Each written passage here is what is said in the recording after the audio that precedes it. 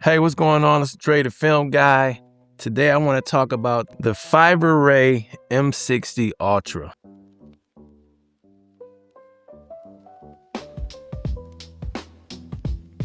And I want to talk about it from a real-world creator perspective, especially those who may be working with the budget. See, these lights are marketed as field lights, and that makes perfect sense. They're compact, portable, and clearly designed for creators who need something small enough to take anywhere. But I think a lot of people are going to look at a light like this and ask a very practical question. Can this light do more than it was originally intended to do? Can it be used in an actual content setup? And more specifically, can it be used as a key light? That is what I wanted to test for myself. In my setup right now, I'm using two Fiveray M60 Ultras from Zhiyun. One of them is being used more traditionally as a field light, and the other one I'm using as a key light. This is the key, that's the field bouncing off the wall. Now, I already know some people are probably gonna say that I'm pushing it a little bit by asking this light to be my key light. And honestly, that is a fair point, right? Well, this is not the first light that most people would choose if they were building a full studio from scratch. But here's the thing, not everybody has the budget for larger, more expensive lighting. Not everybody has the space for bigger fixtures, and not everybody's trying to build a full production studio all at once. A lot of people are working with what they can afford right now, so I think it's worth asking not whether this light is perfect for the job, but whether it's good enough to get solid results. That is the whole purpose of this setup. I'm trying to see how far it can go in a practical setup that real people might actually use. Right now, I'm using it as a key light and a field light, and you see the look that it's getting. So the first thing that stands out about the M60 Ultra is the size. It's very compact, which is a big advantage if you're working in a smaller room, a bedroom studio, a home office, or any kind of tight shooting space.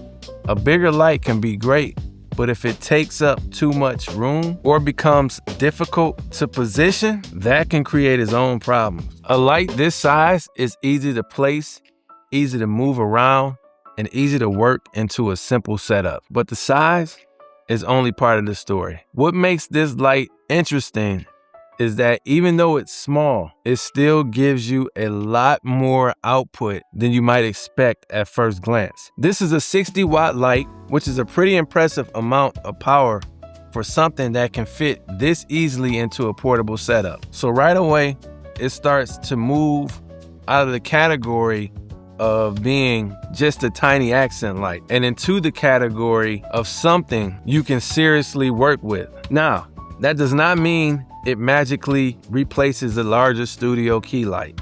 I want to be very clear about that. If you compare this to a much bigger and more powerful fixture with a large softbox, those are still different tools, and they are going to behave differently, obviously, right?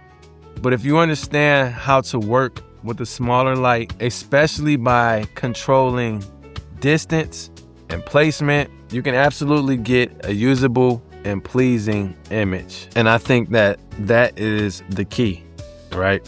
If you're trying to use a compact light like this as a key light, you cannot just throw it somewhere in the room and expect it to do all the work. You have to bring it in closer. You have to think about your angle. You have to think about your exposure, and you have to be realistic about the kind of look you want. You'll be able to see in the BTS camera, I had the light on a fixture and I had to put it on a different one because I had to get the right angle. If you want an extremely soft, broad wrap light from a long distance away, this probably would not be the first choice for that look. But if you are shooting in a tighter frame, if you can keep the light relatively close to your face, and if you shape it well, I do think it can work a lot better than some people might assume. That's why I think this test matters. A lot of creators are not shopping for ideal conditions. They're shopping for solutions. They want to know whether a light they can actually afford can help them create videos that look clean, professional, and intentional. And in that kind of conversation, the M60 Ultra becomes a lot more interesting. Another thing I like about this light is the flexibility. It has a wide color temperature range. So if you want a warmer look or a cooler look, you have options. It also has RGB capability, which I think is really cool. And that means it can do more than just handle standard white light. So if you want one of these lights to act as a field light, a background light, or even a bit of practical color in your scene, it gives you room to experiment. And I'm actually going to change the light behind me, the field light, into RGB. We're going to change the colors to show you the versatility. And that kind of versatility matters when you are building out a kit on a budget. You want gear that can do more than one job. You want something that can move with you. So as you can see, I just changed the fill light, made it RGB, popped that in the background, and this 60 is operating as the key light. You want something that can move with you, right? And obviously these can definitely do that. You want something that can work in multiple roles. That's why I wanted to change the background back there to just show you the flexibility. And that is one of the reasons I think lights like this are worth paying attention to. Now, with that said, there are limitations, right? And we got to be honest about that. If you use it without any diffusion or shaping, the light can come across harder than what some people want, especially for talking head content. If you're filming for long periods at a very high power, battery life is something you need to think about. And because this is a smaller fixture, your results are going to depend a lot more on how carefully you set it up. That's why in the behind the scenes, you'll see me change the light from one stand to another one because I need to get it higher. I need to tilt it to get that look. So no, this is not a miracle solution. It's not a replacement for every bigger light. It is not going to instantly make every setup look high end just because you turned it on, right?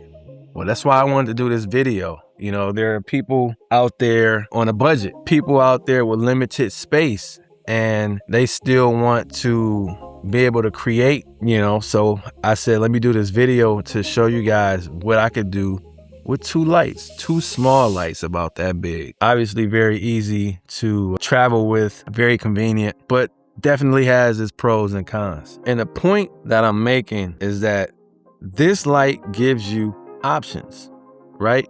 And for a lot of people, options are everything. If you are a solo creator, if you shoot in small spaces, if you travel, or if you're slowly building your kit one piece at a time, I think the Fiveray M60 Ultra makes a very strong case for itself.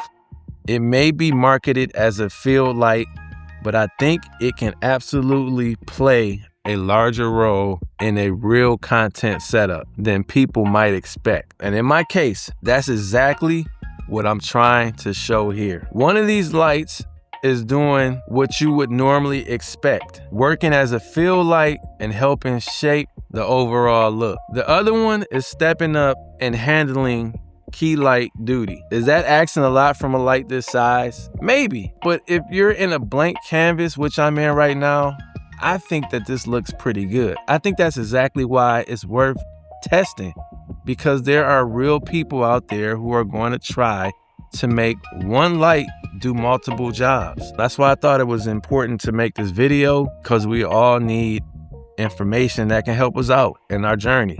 And if that sounds like you, then I think this is a useful conversation. At the end of the day, good lighting is not only about having the biggest light or most expensive setup. A lot of it comes down to understanding placement, distance, control, and how to get the most out of the gear you already have, right?